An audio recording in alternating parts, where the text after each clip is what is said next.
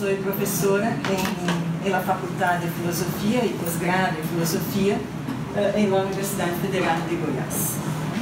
Pero yo trabajo también en un posgrado interdisciplinario en Derechos Humanos. Entonces yo trabajo en estos dos posgrados, de Filosofía y de Derechos Humanos. De Derechos Humanos tiene la peculiaridad de ser un posgrado interdisciplinario, o sea, el ser humano. Bueno, empezamos por ahí. ¿Quién es? Para intentar acercarnos de este concepto, o sea, de pensar quién somos nosotros, yo tomé el primer artículo de la Declaración Universal de los Derechos Humanos da ONU, proclamado em 48, diciembre de 48, para termos um quadro teórico compartilhado e compreensivo para todos. Então, o que diz? Todas as pessoas nascem livres e iguais em dignidade e direitos. São dotadas de razão e consciência e devem agir umas em relação às outras com espírito de fraternidade. O que significa tudo isso? Então, para começar, vou tentar acercar os conceitos principais desta frase. Vamos tentar compreender o que quer dizer pessoas, liberdade, igualdade, para termos uma compreensão mais abrangente desta frase muito sencilla que todos nós conhecemos e somos capazes de dizer. E algumas vezes não temos a clareza de tudo que está involucrado nesta frase. Todas as pessoas. Todas é um pronome indefinido que se refere ao sujeito da frase e confere o sentido universal da frase. Então, todas determina que as condições atribuídas ao sujeito aplicam-se indistintamente a todos aqueles que cabem em no termo persona. Todas as pessoas. Então, se aplica o que viene pela sequência da frase, se aplica a todos aqueles que sejam pessoas. Inteligência e espírito. Também, que ser singular para o corpo, inteligência e espírito. Então, é o corpo que tem uma capacidade de compreensão por meio de sua inteligência e tem uma dimensão para além desta corporeidade, que é o espírito. Cada um é um ser singular, enquanto corpo e espírito e capacidade de compreensão.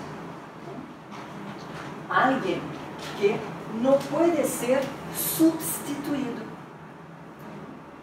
reproduzido integralmente,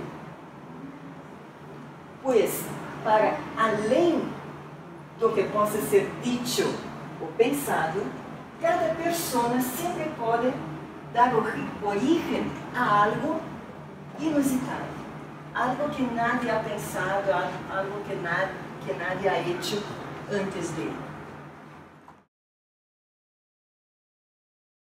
Todas as pessoas nascem livres e iguais. Igualdade, a grande dificuldade é que sempre pensamos uma ideia genérica de igualdade como a igualar. Bueno. No entanto, pensem, se somos livres, como podemos ter esta igualdade? Se podemos pensar por nós mesmos, como seremos tão iguales? Então, como as pessoas são livres, dificilmente encontraremos duas pessoas. Eu creio que dificilmente é pouco. Jamais encontraremos duas pessoas deste modo. Mesmo gêmeos idênticos não são pessoas iguais. Hablávamos sobre hijos, dos hijos, por mais que sejam criados juntos e igual, não são iguais. Não tenho hijos gemelos, não? Mas imagino que tampouco sejam.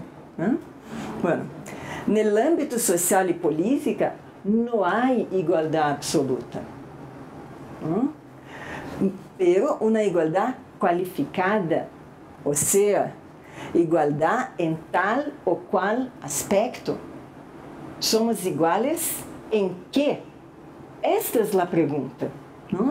E a declaração nos diz: somos iguais em dignidade e direitos.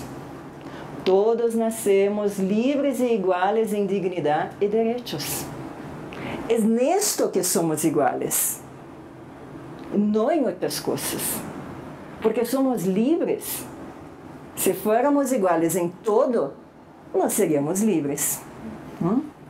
Então, tal qualificação impede que a igualdade seja concebida como homogeneidade, garantizando que a liberdade das pessoas pensarem, decidirem, agirem, tendo em vista sua cultura, seus valores, suas concepções políticas, suas concepções religiosas, etc. Bueno. Igualdade em dignidade e direitos.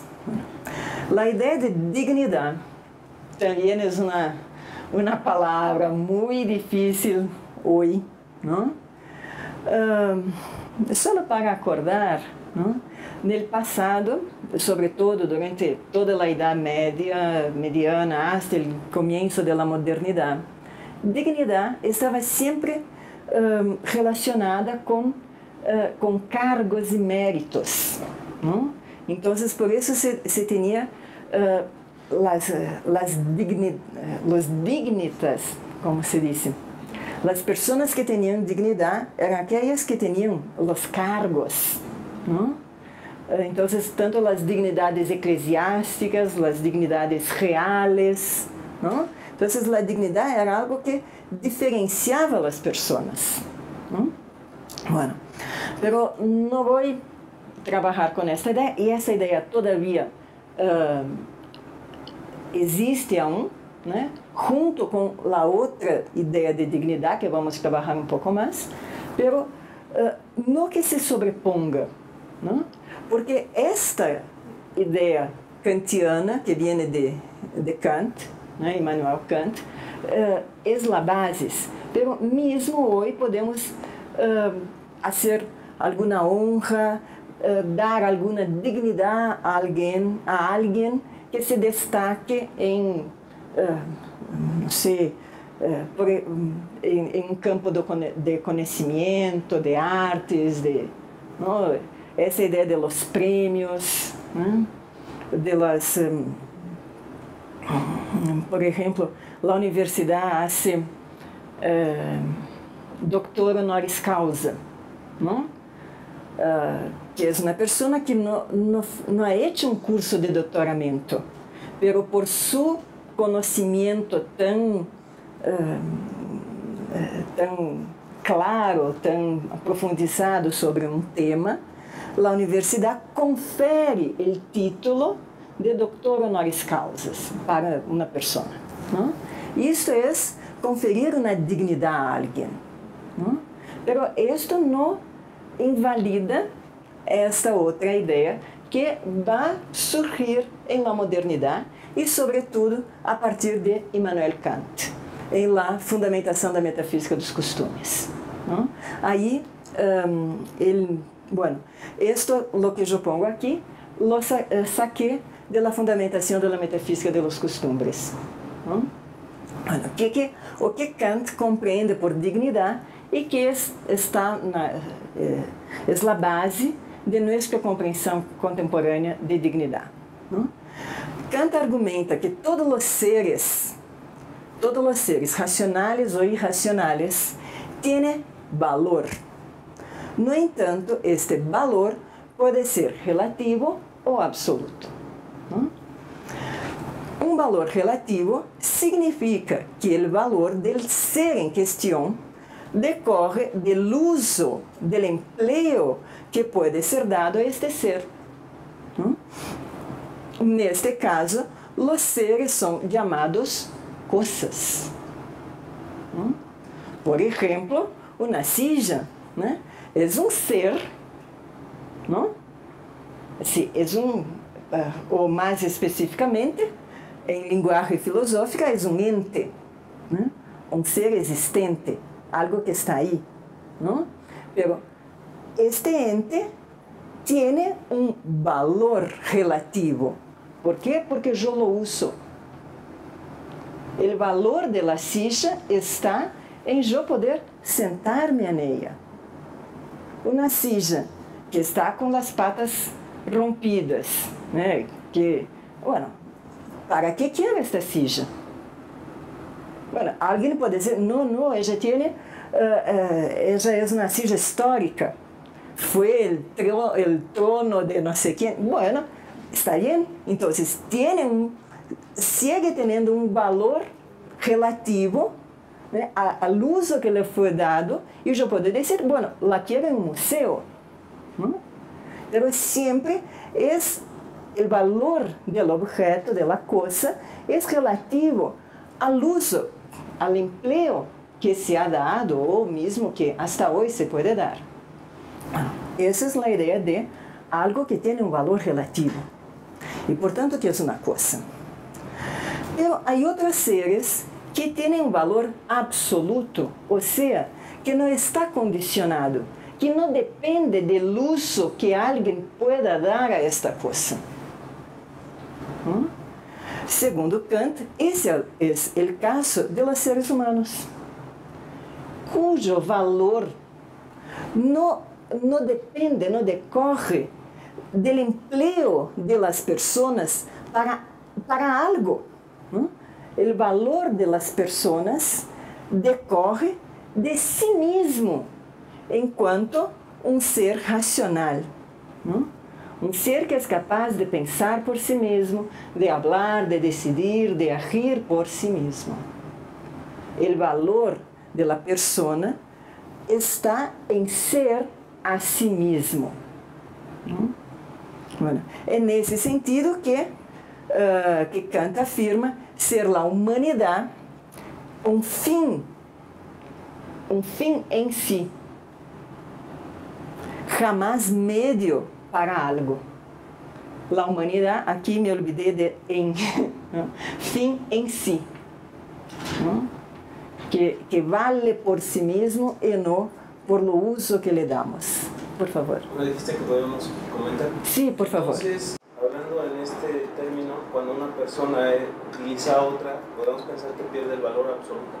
Sí, pero mismo Kant dice que algunas veces tenemos un trato con los otros que lo objetifica. Y vea, a partir de ahí... ¿Podemos pensar? ¿Cómo? Como la esclavitud. Sí, claro. No, y mismo la crítica de Marx con la objetificación de la persona está directamente vinculada a esa concepción, ¿no? Porque objetificar a alguien es tornarla cosa, es tornarla medio para algo y no le dar su valor intrínseco, ¿no? Entonces, tiene raíces aquí en Kant, ¿no? Nessa idea de que tratar el otro, yo debo tratar el otro como fin en sí, o sea, reconociendo su singularidad, su valor propio como persona, como ella es por sí misma, ¿no? Pero, bueno, hay otros usos de las personas que no son tan perversos quanto a esclavitud, ¿no? Algunas veces mesmo com pessoas que temos muitas afinidades, muita amistad, podemos também ter uma outra relação mais de, não vou dizer exatamente de coisificação do outro, mas também uso mais instrumental, não? Quando queremos um favor, não? Assim, bueno, eu necessito desta pessoa para que me ajude a fazer algo. Não é uma relação perversa. Se hace esse tipo de coisa, né? Pero se todas as relações são sempre assim, sim, então é a objetificação, não? Então, isto é o que não deveríamos fazer, ainda aunque lo hagamos. A esclavitud, não sei como está aqui em México, mas em Brasil, nós temos, sim, pessoas em condição análoga à do escravo. Eu tenho um colega na universidade que é fiscal de trabalho, não? E que muito cercano de Brasília, a capital de Brasil, e lá encontrado pessoas que estão em condição, que trabalham em condição análoga à do escravo. Então, infelizmente, essa é uma realidade de nosso mundo. E de Brasil, tenho certeza. Bueno. Então, ¿puede seguir? Bueno. Los derechos. Então, todas as pessoas nascem livres, iguais em dignidade e direitos. O que são os direitos? Cada pessoa tem, lo siento, falta o verbo, o mesmo valor absoluto que cada uma de las demás. Então, a igualdade determina obrigações de respeito à dignidade que generam direitos. Bueno, porque as pessoas são dignas, então, e como somos iguais, eu tenho certos deveres de reconhecê-la assim. Ela tem o direito de que eu la reconozca desta maneira. Assim, afirmar que todos nascem iguais em direitos determina compromissos irrevogáveis ao Estado, ou seja, engaja, se diz? Obriga, né? A instituição jurídico-política em la garantia de la condição universal de igualdade. Quer dizer, se as pessoas têm o dever de respeitar a igual dignidade de los outros, então o Estado tem que zelar por isto. É o Estado, por meio de suas leis e instituições, que estabelece direitos políticos, sociais, civis, econômicos, culturais, com vistas a zelar para que a dignidade de cada pessoa seja respeitada. O melhor seria que não fosse necessário o Estado, que simplesmente as pessoas se respeitassem umas às outras imediatamente. Pero se esto já não é fácil, prescindir do Estado é impossível. Então, o instrumento que garantiza os direitos humanos são os Estados. Isso está muito claro, sobretudo, num rato mais vamos a falar um pouquinho de Hannah Arendt. Não sei se vocês ubicam Hannah Arendt, uma filósofa judia alemã que passou por la Segunda Guerra Mundial e, bueno, em Orígenes do Totalitarismo, ella conta muchas historias y, bueno, solo para resumir, la idea es que los apátridas, ¿no?, aquellos que no tienen más su ciudadanía, solamente una escuela de David, ¿no?, estos Estado ninguno los reconoce. ¿Qué les pasa con ellos? ¿Qué pasa a ellos? Nadie los protege. ¿No? Ningún Estado los reconoce. ¿No? Y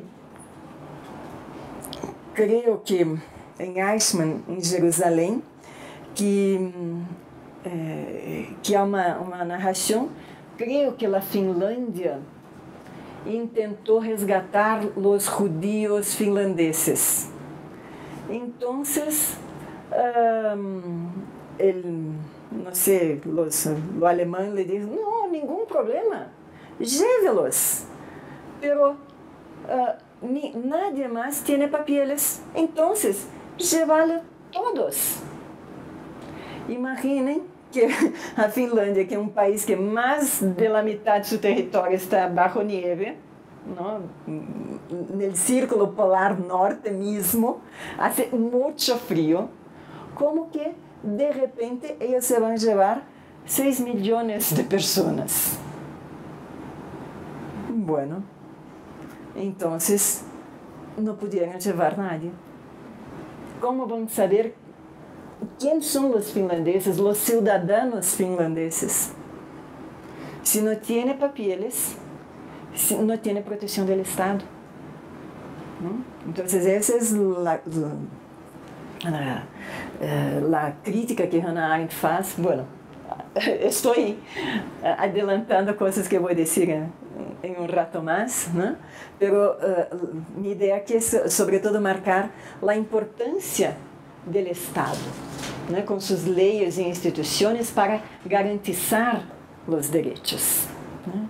Mesmo que nossos estados, e hablo de Brasil mais uma vez com muita segurança, Brasil como estado muitíssimas vezes é o primeiro que viola os direitos. Então, estamos, por um lado, dependientes do Estado para ter a proteção e o próprio Estado não o faz.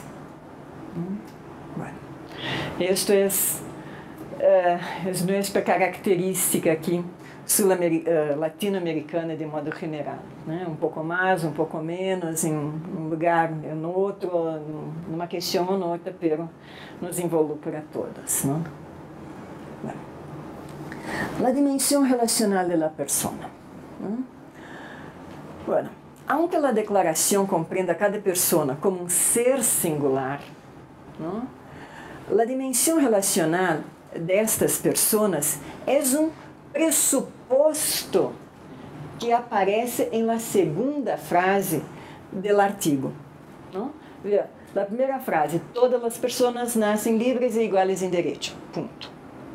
La segunda, são dotadas de razão e consciência e devem agir unas em relação às demais com espírito de fraternidade. ¿No? Então, aqui o que vemos, uma dimensão relacional. Cada um é um ser singular. Pero temos aqui uma razão e consciência que nos determina a uma determinada ação em relação aos demais, que é com espírito de fraternidade. Então, razão unida à consciência, lejos de significar solamente capacidade de calcular ou computar ou resolver problemas, porque muitas vezes pensamos na racionalidade muito cercana às matemáticas, não? Assim, essa habilidade de calcular, computar, resolver problemas, não? Problemas numéricos. Não? Razão, temos que entendê-la como um raciocínio lógico argumentativo. Não? E para recordar, a palavra logos, em grego, significa ao mesmo tempo esta razão calculadora, mas também linguagem, capacidade de argumentar. ¿no? Tenemos el logos porque podemos raciocinar por medio de argumentos, ¿no? Cosa que los otros animales no hacen. Ellos, aunque ellos tengan voz, no tienen logos, no tienen lenguaje articulada y argumentativa, ¿no? Entonces, la razón tenemos que entenderla como esa capacidad de raciocínio lógico-argumentativo capaz de demonstrar sus propios fundamentos, dar las razones. Hago esto por tales razones, porque yo pienso de tal manera, ¿no? Do mismo modo que consciência unida à razão, muito mais que qualquer sentimento espontâneo de empatia ou honradez, diz respeito à capacidade de reflexionar e enunciar juízos morais por si mesmo. Eu tenho consciência porque eu sou capaz de compreender a situação, reflexionar e pensar por mim mesma como devo agir com os demais. Consciência não é simplesmente uma emoção, não, é produto de la reflexão que me põe em contato com o outro. Então, razão e consciência estão juntos e determinando como devemos agir com os demais. Espírito de fraternidade. Então, afirmar que uma pessoa dotada de razão e consciência busca ressaltar, sublinhar, como se diz, está bem? Se compreende? Bueno, a condição de diálogo e de respeito frente à plural singularidade das pessoas. Se cada um é singular, somos a humanidade, é uma pluralidade de singularidades. Não é por acaso que a frase a frase se encerra, se termina com uma conjunção e, que impõe uma norma de ação também universal. E devem agir. Quem deve agir? Todas as pessoas. O sujeito da frase aún é o mesmo. Todas as pessoas. Todas as pessoas nascem livres e iguais em direitos e em dignidade e direitos e devem agir. Quem deve agir? Todas as pessoas. Então, também é universal e nos determina como devemos agir com espírito de fraternidade. Apenas seres racionais e conscientes podem compartilhar normas de ação que derivem de convicções interiores e não do temor do castigo. Se não ages assim, te vou pegar. Não! Nós somos seres humanos livres, agimos como nós mesmos nos determinamos. Então, e por que hacemos isso? Porque somos capazes de racionalidade e consciência. E é por isso que compartimos normas que derivam de nossa capacidade de compreensão do mundo e de convicções em que mundo estamos e que queremos.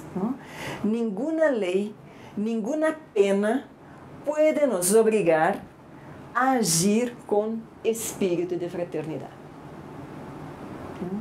Nenhuma lei lo hace esto.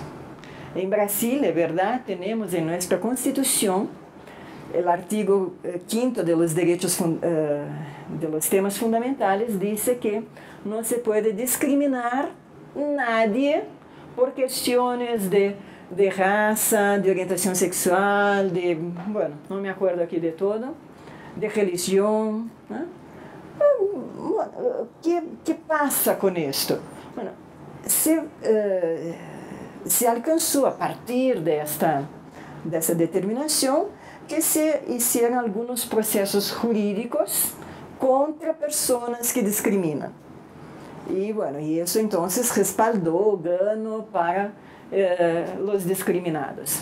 Pero no es la ley que va a obligar a alguien a agir de un o de otro modo. Actuar, gracias, gracias. Pero sí las convicciones interiores, ¿no? Y eso es lo más difícil, ¿no? Es lo más difícil de cambiar. Y de mi punto de vista, solo se cambia con educación, ¿no? Y en ese sentido que yo pienso en construcción de derechos humanos, ¿no? Porque nadie va a cambiar su actuación sin que él mismo determine a actuar distinto. Bueno, vean, entonces empezamos con las dificultades. Cuando surge la dificultad, cuando aparece el otro.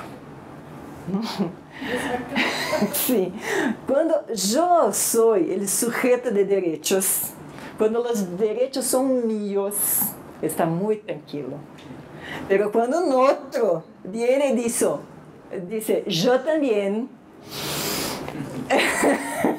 bueno, vamos a ver, ¿no? Entonces, enquanto estamos sentados en la figura de la persona, es bastante plausible que cada uno considere a si mesmo como libre, igual em dignidade e direitos, dotado de razão e consciência. O problema surge quando relacionamos um indivíduo ao outro. Cada um concede a los demás os mesmos atributos que reconoce para si. Em todos os casos, mesmo se consideramos as crianças, os portadores de distúrbios mentais, os bandidos, seguramente não. Infelizmente, isto assim, é muito fácil que percebamos em nosso cotidiano que não, as pessoas não consideram a cada um de los demás como pessoas dotadas de direito igual que uno mesmo. A negação do reconhecimento destes atributos ao outro não decorre de uma perversidade de cada um. Lo que pasa é que eu não reconozco, ou normalmente as pessoas não reconhecem a igual dignidade de los outros porque são perversas, não? Porque são malas. Não é por isso, pero a partir de uma concepção de homem que se constituiu em la modernidade. Quer dizer, o problema vem desde o siglo XVIII, quando pensamos a pessoa como um indivíduo voltado sobre si mesmo. E este indivíduo voltado sobre si mesmo que é aquele que tem direitos universais. Então, o que passou na modernidade nos ha sacado do mundo e das relações. E por isso é tão difícil normalmente para as pessoas do senso comum mirar a los outros e los ver como iguales. Então, é aqui o problema. É um problema filosófico que é constituyente de nossa cultura. Bueno. A tradição justnaturalista moderna ha concebido o indivíduo centrado sobre si mesmo, vivendo em um estado de natureza, isolado de um de los outros, sendo todos racionais, livres, sem hierarquia ou subordinação. E esta condição é universal, é para todos. Pero cada um destes indivíduos no tiene vínculos con los otros, son isolados unos de los otros. Y si hay algún vínculo, é porque estes mesmos indivíduos los criam, visando seus próprios interesses. Não sei se vocês conhecem um pouco a teoria justnaturalista do século XVII e XVIII, com Locke, com Hobbes, são autores da filosofia, pessoas que estudaram ciências sociais, o direito, têm um pouco dessa perspectiva. Mas, que passa? Aí, no século XVI para o XVII, empieza toda uma contestação do Estado monárquico, não? De los reis absolutos. Estes reis, basados em la religião, diziam que eles eram representantes de Deus em la terra. E por isso todos os demais teriam que estar subordinados a eles. Eles, incluso, quando eram consagrados por el Papa, acreditavam-se, isso na teoria medieval, que com a consagração eles recebiam a graça divina. E por isso poderiam conhecer os desígnios divinos para a humanidade. E isso lhes dava um poder de governar a los homens aqui na Terra. Para quê? Para que os homens pudieram, ao morrer, salvar-se. E assim, isso é uma larga tradição durante o pensamento político medieval. Por exemplo, São Tomás de Aquino, que já empieza uma abertura para a razão, para o Estado laico. Ele mesmo disse que isso está em um livro que se chama tanto na Suma Teológica, em las leyes, os capítulos sobre as leis, como o regime dos príncipes, o regime de los príncipes. Aí, nesse regime de los príncipes, ele diz que toda a autoridade vem de Deus. E mesmo uma autoridade que seja tirânica, que nos obrigue, que nos submeta, devemos obedecê-la, porque nós não podemos compreender os desígnios divinos. Pero Deus ha mandado um tirano para que nós demos prueba de nossa fé e então, quando morirmos, podamos ser salvos. E os reis, hasta o século XVI para XVII, reivindicam essa teoria para basar seu poder. É a teoria do direito divino de los reis. E os justnaturalistas dizem que não poderiam aceitar esta concepção de poder político. E eles, não têm nenhuma experiência prática da política, porque só quem tem o poder político são a aristocracia, que é um grupo muito pequeno. E os justnaturalistas, em sua maioria, em sua maior parte, eram burgueses, eram pessoas claro, que tinham plata, mas que não tinham nenhum poder político. Então, eles criam uma teoria, que é absolutamente teórica, que não tem fundamentação prática mesmo. Que pensam eles? Que que todos os homens, todas as pessoas têm a mesma origem natural.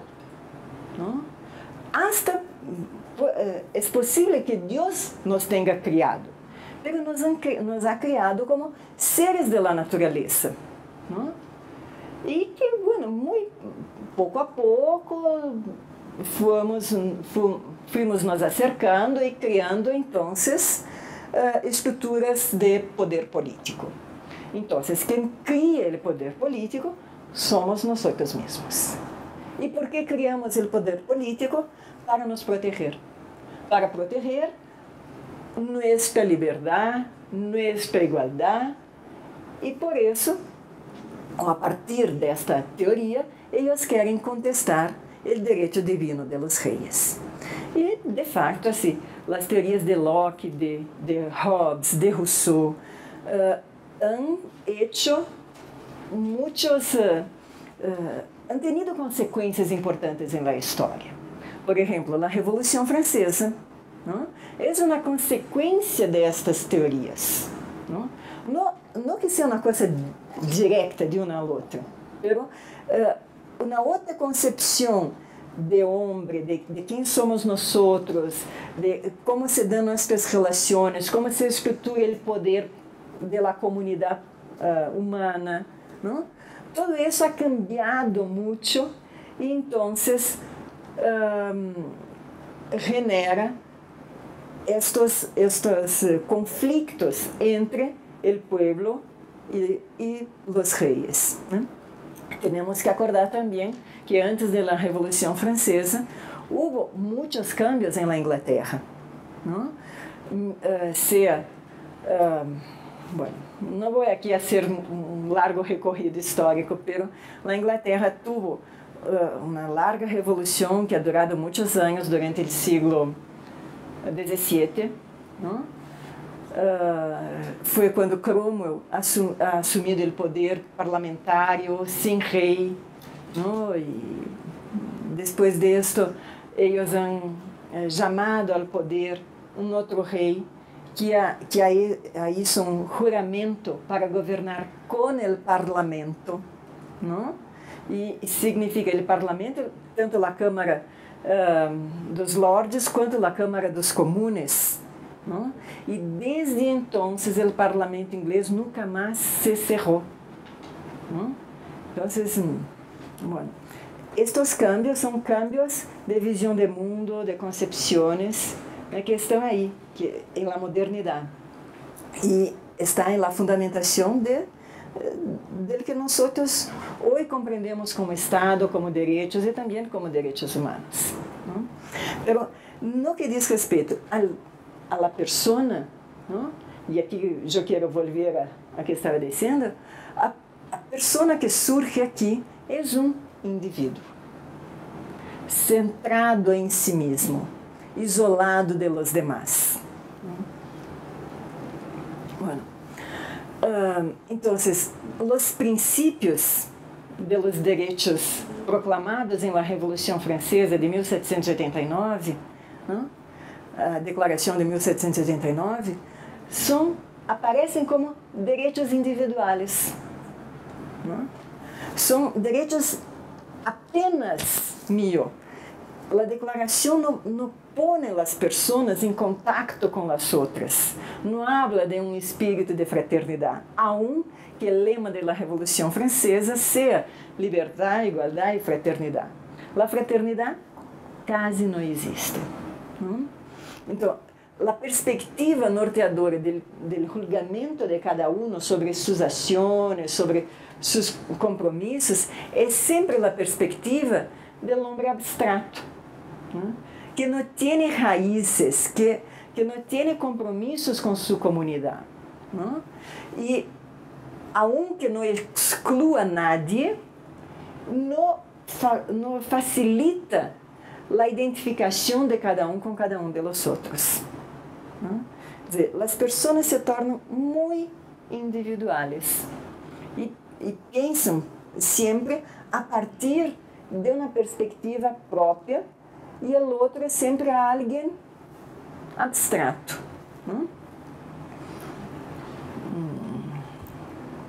Então, a primeira dificuldade, ou a principal dificuldade, reside em la própria maneira como o indivíduo compreende a si mesmo e suas relações. O que eu dizia antes, não é que hoje dia pensemos que as pessoas que não estendem os direitos a todos os demais, que ellas sejam malas, que sejam perversas. É que nossa cultura viene de aqui. Então, eu sempre penso a partir de mim, sem relações com os outros. Os outros são abstratos. Bueno, por exemplo, Olimpíada de Gouges, aí 1793, creio, ela ha proposto a Declaração Universal de los Declaração de los Derechos de la Mujer e de la Cidadã. Bueno, há duas coisas aqui. Primeira, se a Declaração de los Derechos del Hombre e del Cidadão é mesmo universal, para que proponer uma de la mujer? Então, se ele está propondo uma para as mulheres, é porque aquela de los hombres não la incluía. Então, essa universalidade está sempre limitada por aquele que está mirando. Quer dizer, em 1789, 1790, a perspectiva masculina era muito mais dominante do que hoje. Então, quando se dizia os direitos do homem e do cidadão, era realmente do homem e do cidadão. Então, a Olimpíada de Gouges disse não, de las mulheres e de las cidadãs também. Isto é também um ato de coragem, de bravura, que ha passado com ela, guilhotina. Sim, ela foi guilhotinada por sua audácia. Pero a construção dos direitos humanos se hace com lutas. E depois da Olimpíada de Gouges, muitas outras mulheres, muitos outros homens, muitas outras pessoas seguiram lutando e ampliando as perspectivas dos direitos humanos. Bueno, Marx, em La Questão Judaica, na obra dele, faz uma crítica importante à Declaração Francesa de 1789, dizendo justamente esta ideia de que são princípios abstratos. Ele disse, que quer dizer que não me acordo exatamente como disse em la Declaração de 79 sobre a liberdade, mas, por exemplo, ele critica a declaração no que diz sobre a liberdade, porque ele diz, bueno, se concibe a liberdade como uma hacienda, que eu tenho alambre para separar minha liberdade do outro, que liberdade é esta? Então, a liberdade não tem estes limites assim. A liberdade é algo que se constrói coletivamente. Então, ele fala da segurança, da igualdade, diz, bueno, todos esses são princípios abstratos. E por isso eles são, eles nos trazem muitas dificuldades. Então, se hace muito necessário ultrapassar a perspectiva da modernidade. Me parece que a perspectiva, ou a declaração mesma de direitos em 1789 foi algo importantíssimo para a humanidade. A Olimpíada de Gouges não poderia ter declarado os direitos da mulher e do cidadão sem ter os direitos do homem e do cidadão. As lutas feministas não poderiam ter seguido se não tivesse tido este esforço de declarar direitos de mulheres.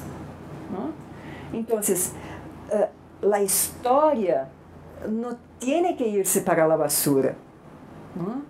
Essa história é um largo processo de construção. E cada uma destas ações, bueno, algunas veces podemos decir, bueno, no es lo mejor, pero es lo que fue, tal vez lo que hubiera sido posible en aquel momento, ¿no? Entonces, pienso que es necesario ultrapasar algunas cosas. ¿Para qué? Para construir algo mejor, ¿no? Entonces, ultrapasar el individuo, ¿no? Es algo que, de mi punto de vista, es extremadamente importante, ¿no? La Declaración de 48 se refiere al sujeto como persona y coloca esta persona junto con otras, ¿no?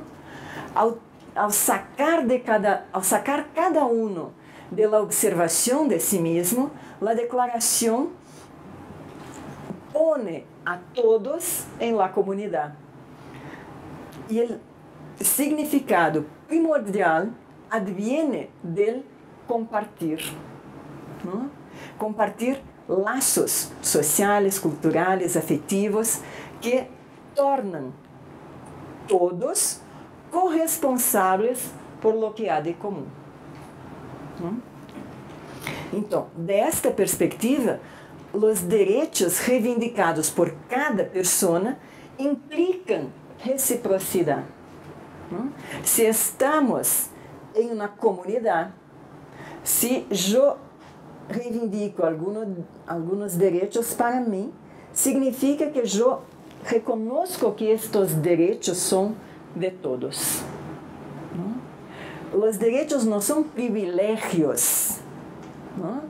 São direitos e justo porque não são privilégios, são de todos. Então, por exemplo, em Brasil, temos grupos organizados de raça negra, não?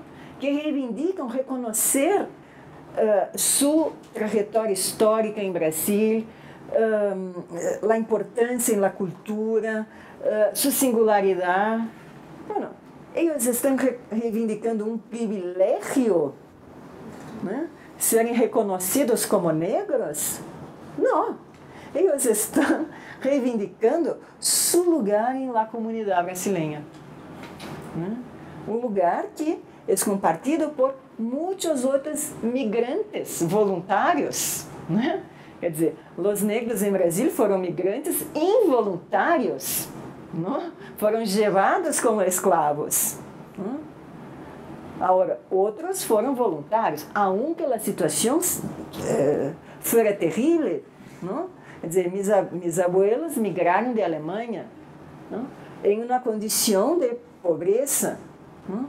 Minha abuela entrou no navio embaraçada. Imagine que uma mulher embaraçada ser uma viagem de transatlântico para um lugar que não tinha a menor ideia de onde seria, não é para alguém que está muito bem. ¿No? Quer dizer, solo hace isso quem es lo que puede hacer, ¿no? Entonces, bueno, mismo que la condición de migración sea dura, fue voluntaria, ¿no? Distinto de los negros. Y cuando llegaron ahí, y esas migraciones de los europeos blancos, ¿no? Fue muy fuerte justo no final del siglo XIX e início del siglo XX, exatamente quando foi a liberação de los escravos. Então, o Brasil tuvo uma campanha para blanquear o país e importou europeus que estavam em uma condição miserável, não? Mas quando os europeus chegaram aí, ganharam terras, né? Mis abuelos, que eram miseráveis em Alemanha, chegaram em Brasil como proprietários de terras. Bueno, tinham que entrar mato adentro e começar algo. Uma situação que não é bonita, né? Que é dura, que é difícil. Mas os negros, na mesma época, de escravos, se tornaram desempregados, desassistidos. Então, hoje, quando os negros reivindicam, eu quero ser reconhecido, eu quero ter um espaço aqui em Brasil, eu quero que minha condição como negro seja respeitada, não me parece que estejam solicitando qualquer privilégio, não? E sim, querem ser reconhecidos em sua comunidade brasileira. Não? Bueno. Então, é necessário, para ultrapassar essa perspectiva do indivíduo, pensarmos sobre os direitos do outro. Então, o espírito de fraternidade repousa, está sobre a capacidade de cada um ampliar, alargar sua própria perspectiva, incluindo a perspectiva do outro, segundo a qual o sofrimento ou a negação dos direitos do outro afeta, interpela minha humanidade. Não? Quer dizer, aqui eu me acerco um pouco de Levinas, um filósofo contemporâneo. Não? Bueno,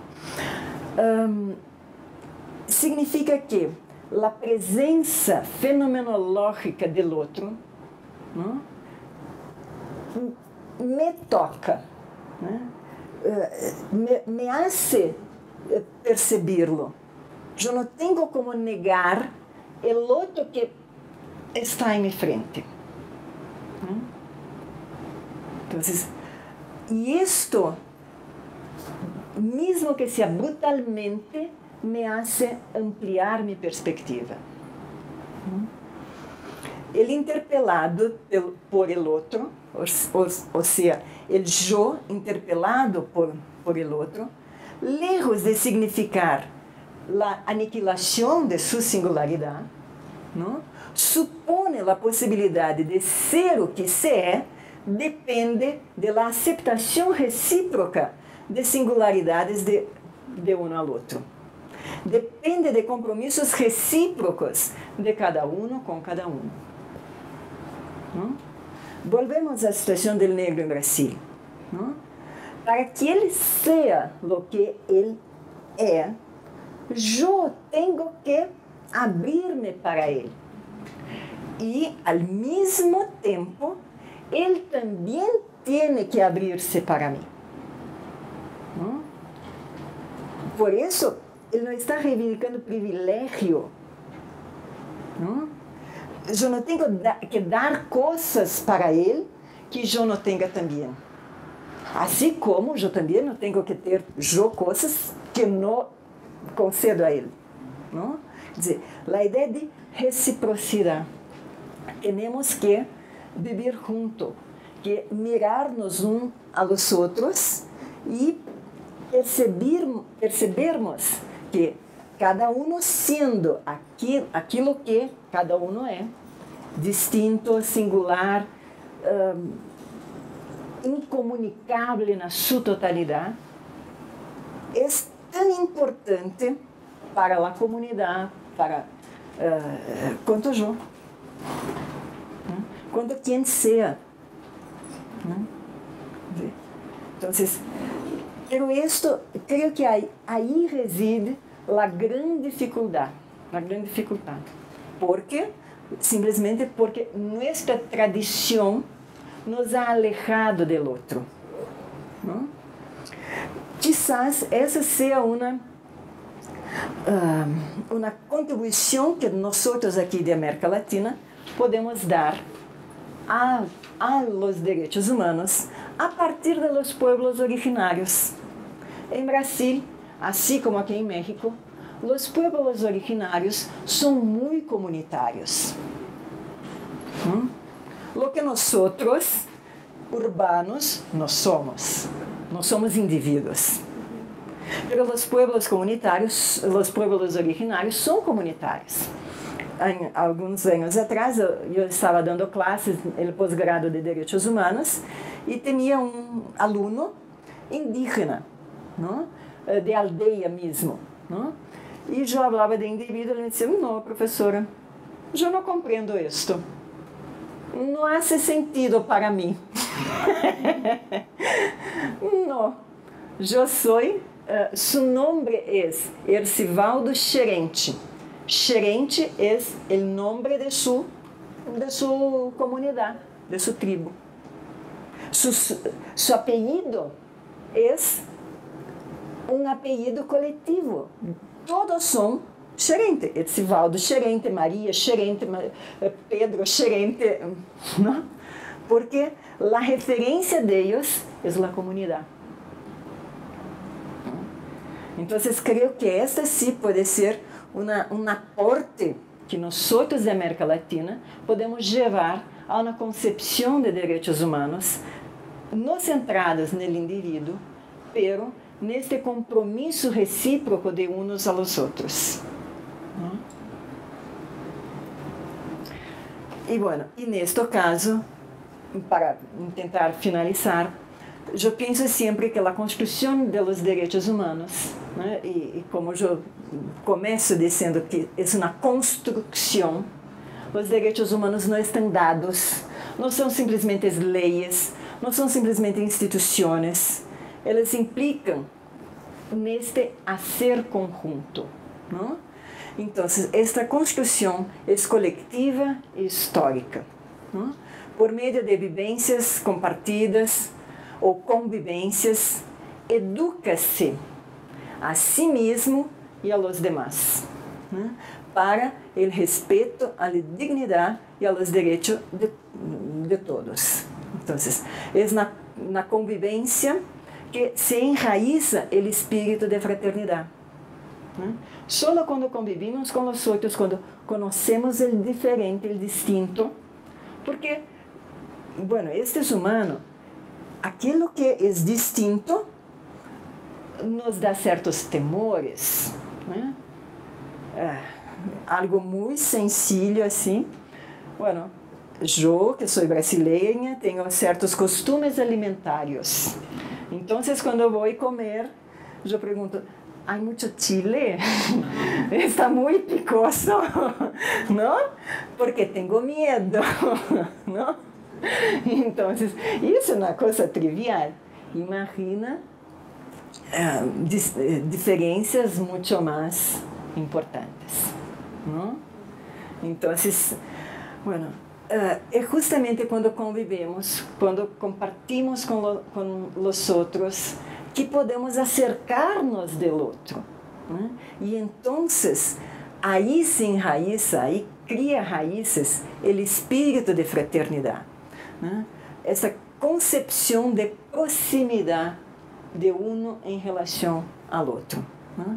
Eis porque a formação do espírito de fraternidade exige a participação de todos, né? Nadie pode ser sacado desta experiência, né?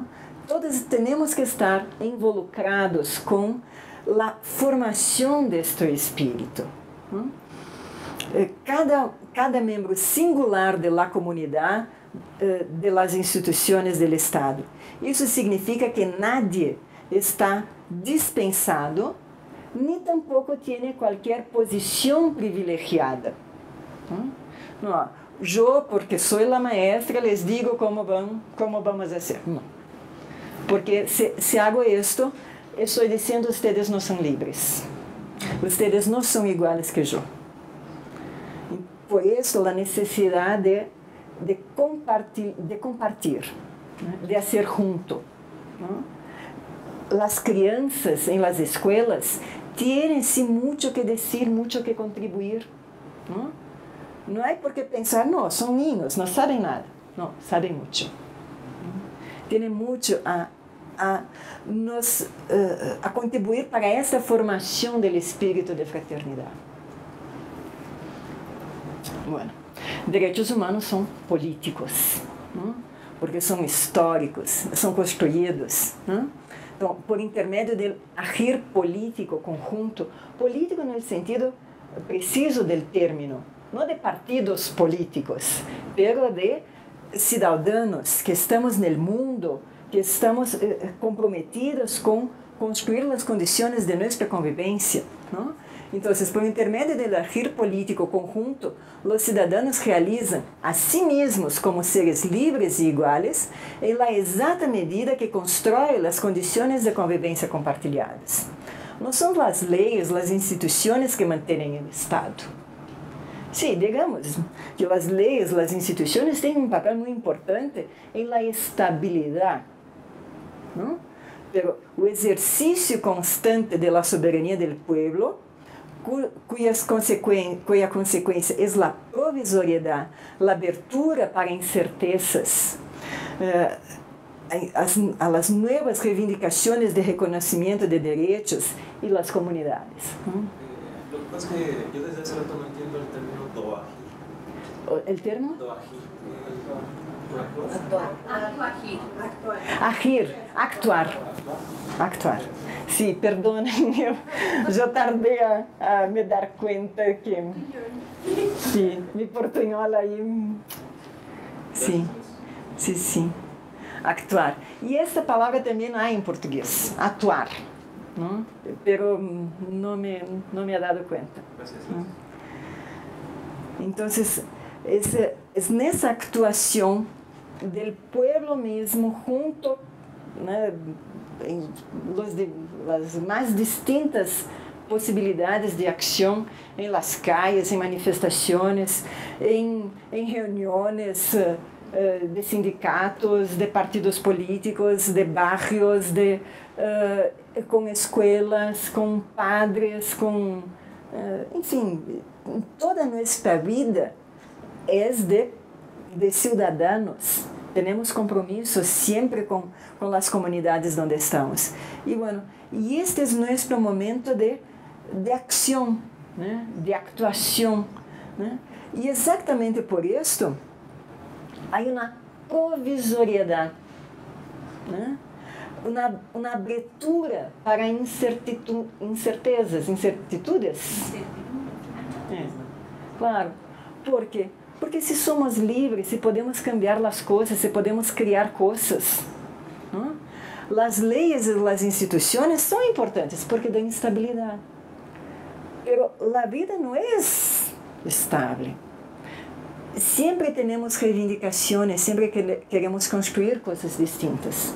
E esse é nosso papel, é nossa tarefa como ciudadanos, como profissionais, como educadores, ¿no? Então, é aí que é nossa responsabilidade. Bueno. Gracias. E isso é inesgotável, ¿no? Quer dizer, não há dia que vamos dizer, pronto, está todo hecho. Sempre vão aparecer novos problemas, novas possibilidades de actuação, novas demandas, ¿no? Então, a ação entre pessoas livres e iguais tende a produzir novidades imprevisíveis. Infelizmente, nem sempre buenas, ¿no? Cada pessoa, enquanto indivíduo singular, manifesta a si mesmo, actuando com os outros, do mesmo... Cada pessoa, enquanto indivíduo singular, manifesta a si mesmo, actuando com os outros, que, de mesmo modo, também são indivíduos singulares, ¿no? A interação livre e igual entre singularidades carrega em si mesmo possibilidade de novo. Esta abertura inerente à atuação, ao conjunto das pessoas, traz, ao mesmo tempo, riquezas e dificuldades. Não pensamos todos iguais. E isso nos traz muitas dificuldades, não? Por um lado, novas demandas podem vir a ser incorporadas, não? Podemos sempre trazer novas demandas. Por outro lado, nenhuma positivação pode ser definitiva. Nenhuma lei pode dizer, pronto, aí está todo. Não? O mais importante do que determinar normas de ação em acordo com o princípio dos direitos humanos é a própria possibilidade de ação. Por meio da ação, a inovação. Bueno, creio que falei muito Pero ainda há uma última aqui, só para dizer que o esforço para desarrollar o espírito da fraternidade traz muito claramente a dificuldade da tarefa, né? Qual seja, é uma construção. O espírito de fraternidade não está dado, temos que construí-lo. E isto só pode ser feito por la discussão coletiva, por la participação de todos.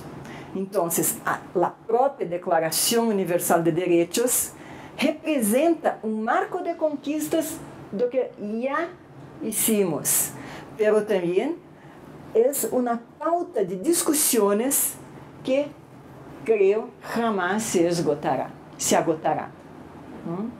Então, estamos aí, neste processo que empieza há muitos séculos e todavia não se ha terminado. E não se ha terminado porque somos pessoas livres e iguais. E por isso não vai terminar. O que podemos sempre fazer é profundizar a acolhida do outro por meio do espírito de fraternidade. Isso é nossa tarefa, o que temos que tentar construir.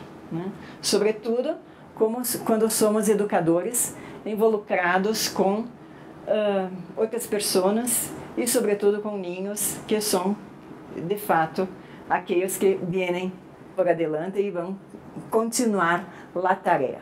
Bom, muitas graças. Eu tenho aqui também uma bibliografia e agora, aunque eu tenha avançado muito no tempo, falei muito mais do que eu imaginava, pero se tem alguma questão, se querem platicar, eu tenho à disposição.